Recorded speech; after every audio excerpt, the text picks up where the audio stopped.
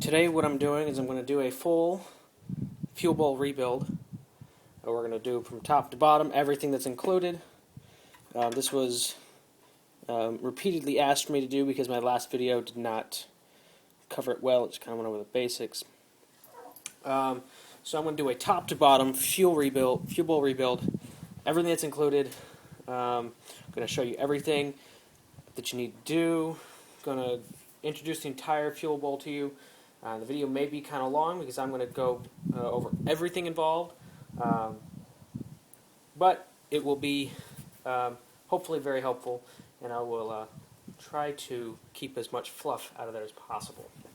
The first step for the fuel bowl rebuild is cleaning.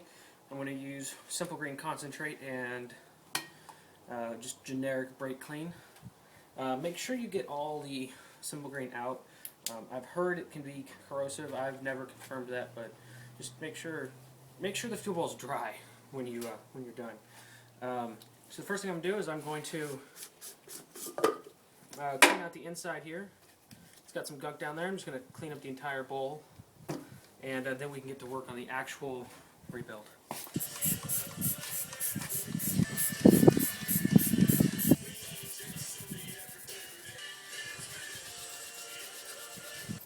Now that I've got it cleaned pretty well, I'm going to take out the fuel bowl heater in here. There's a little clip, pull that out, some screws, pops out. Now what I'm going to do is I'm going to work on getting the fuel bowl heater out. First thing first is you got to remove this little connector right here. I've already done so. You can just pop it off like that. It's the little shiny thing, that's the connector. Everything else in there is pretty black. So that little shiny thing is the connector. It's going to pop off that. Then you're going to flip it over and take this off with a Torx screwdriver.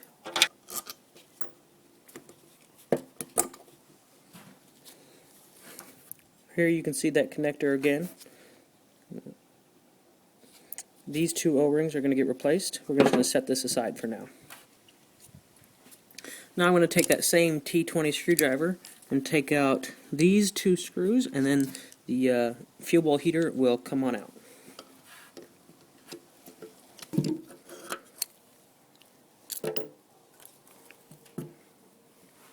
Now that this is out, you'll notice you've got kind of a two-piece part. You can pull them apart. This is the fuel bowl heater, and I believe the water sensor also. And this is the check valve. This ensures that the truck does not receive fuel, aka won't start, without the lid being on the top.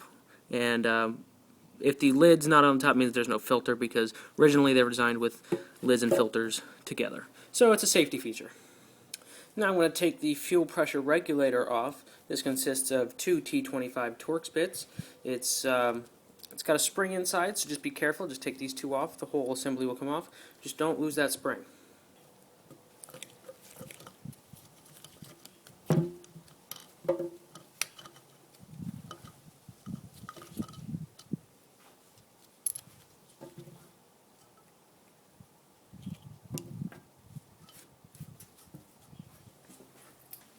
We got the fuel pressure regulator off. You'll notice that when I was taking it off, I had my thumb pressed against it like this to hold it on. That was on purpose because you don't want to torque this. So either do one screw at a time, a little bit at a time, or as I did, I just held it on and did one screw then the other. You'll notice this green substance on there. That's going to have to go. I've got a little Simple Green in the bowl right now, letting it soak. So I'm going to take some embry cloth and scrape away right here. This has to go. Alright, as you can see, I got the green stuff off there, and that's caused by that O-ring right there, and it leaves some residue. So when we because we're replacing this O-ring, we want that clean surface so we don't get any new leaks. Now we're going to take care of this guy. This guy is the big culprit for fuel drain, for the fuel leaks. This is the reason why most of you are probably watching this video, or decided to do the fuel bowl rebuild. So we're just going to take these four screws off. They are, I want to say T25. They're a T20 screw actually, T20 for those. You're going to lower this so that the valve can come out, and then it's going to roll on right out of there.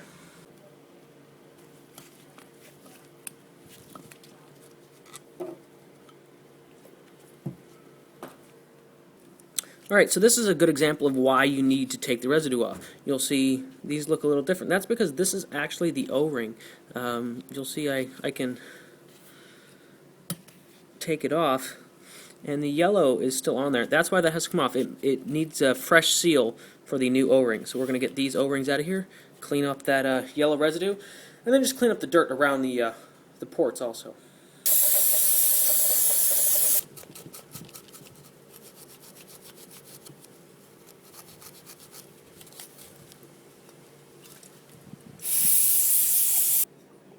And there you can see all of the residue has been cleaned off. Now to the fun part. Now we're going to actually rebuild the drain valve itself. As I said before, this is the main culprit 99% of the time. So in addition to the rebuild, again, I'm going to clean it up a little bit and then do the actual rebuild itself.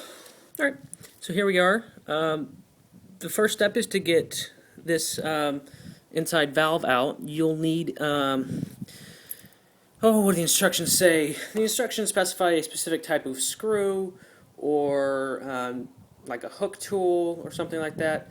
The instructions I read failed to mention that the screws that hold the valve in are the exact screw you need. So you just thread this in, maybe 1 or 2 threads, and pull it on out. How easy is that? Now once you remove this little cap, you must be very careful because in here there will be a little check valve ball. Just go ahead and set that aside. Be careful not to lose that. Then the next thing you're going to do is you're going to take your pick tool. You have to line this up. I use the handle because it's easier to turn this way. And you have to line it up so that it's got 2 flat sides and they have to be on the side. So it needs to look like that. I'm going to stick the pick tool through this end like so. Slide it into there, and if it's lined up properly, you can pry it out. Then you'll flip it around and just kind of work it, you know, just like that. There you go. And if you'll notice, both this and this have the yellow residue. Again, those have to go. I've cleaned them up a bit. All the yellow residue is gone. I'm going to take this O-ring off.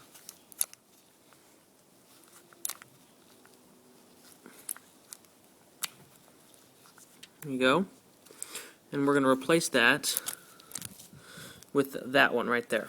The blue, you can order 3 kinds of O-rings. There's black, brown, and blue. Blue is the best one. They'll last, I think, forever.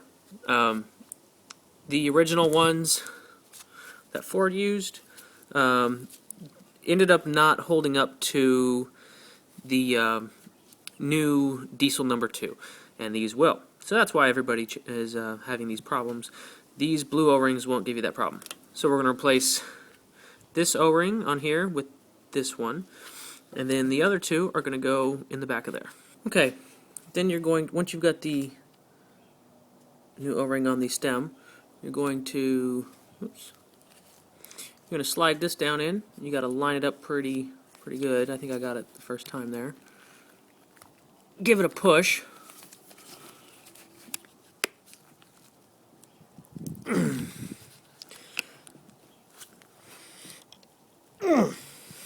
Because it needs to seat. There. Got it. I'm going to take the lever, make sure, come on, it turns, and it does. Feels good. I'm going to take the 2 new O-rings, press them in,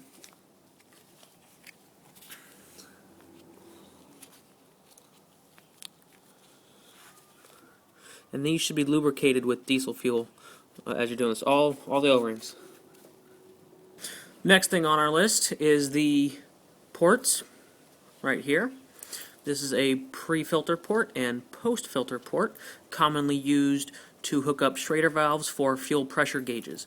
They are a 3/16 Allen wrench to take them off, so we're just going to take those off, and there's one O-ring for each of those.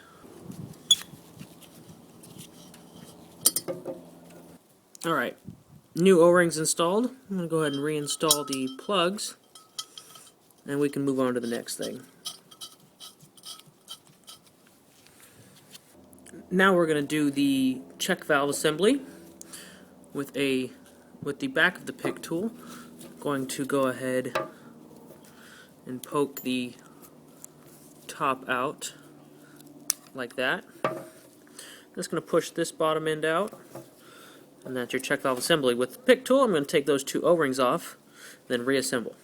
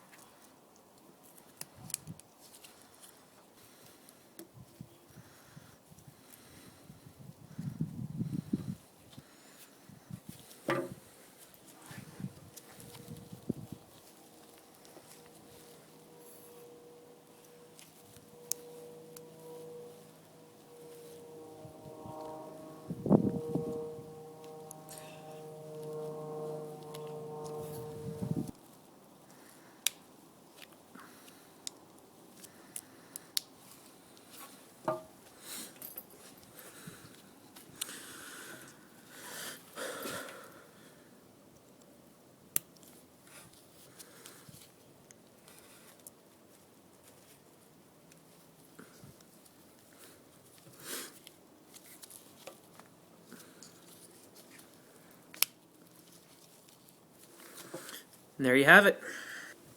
This is the fuel bowl heater and water sensor assembly that we had earlier. This is the heater connector, and this is the water sensor. These two O-rings are just going to come right off, and then those are going to get replaced with two new ones from our fuel bowl rebuild kit.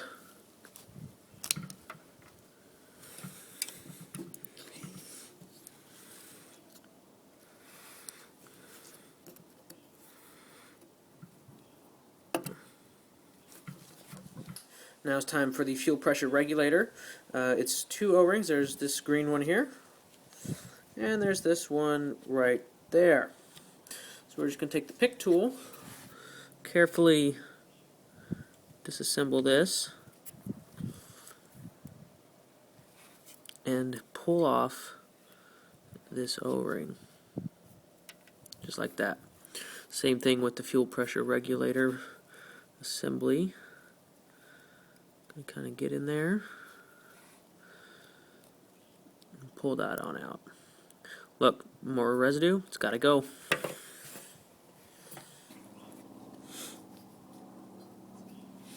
Alright, time to reinstall the fuel pressure regulator. We're going to put the relief valve in there ever so gently. Just like that. Drop in that like that.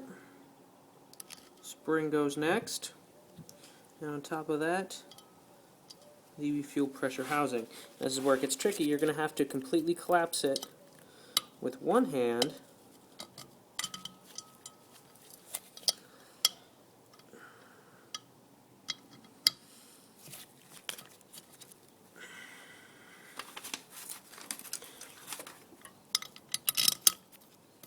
And install the screws with your other.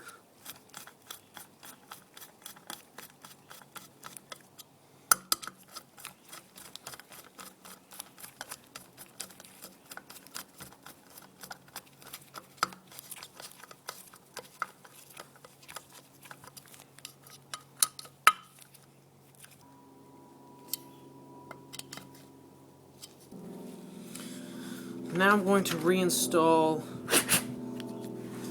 the fuel drain, or the fuel heater and water sensor module thingy.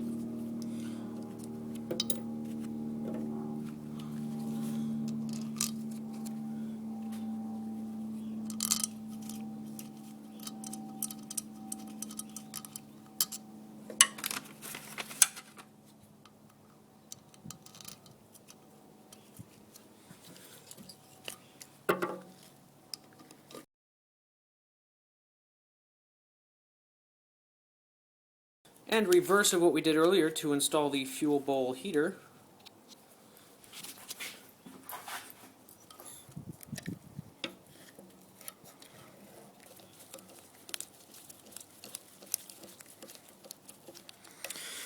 And then you're just going to connect this back up to the little connector down here. Once you've done that and assured that there's no more residue on here, or, well, there shouldn't be because you've got new O-rings, but on here, you're ready to reinstall. You're going to put the handle in first.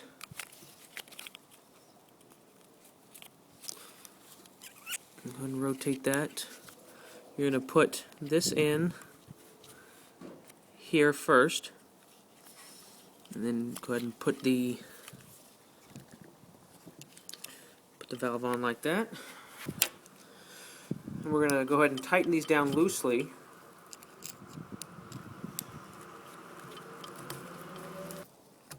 Now we're going to tighten them all down.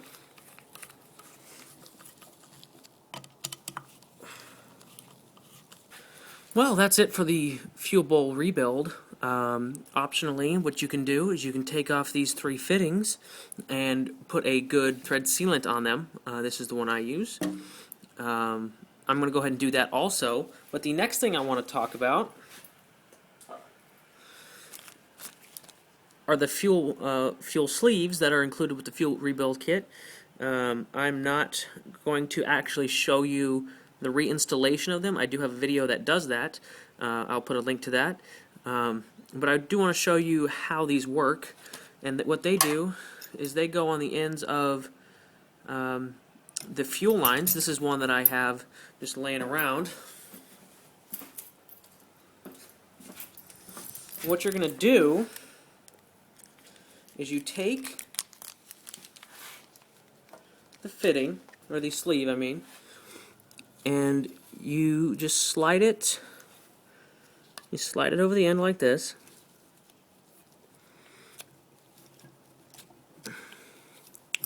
And that's how you install it.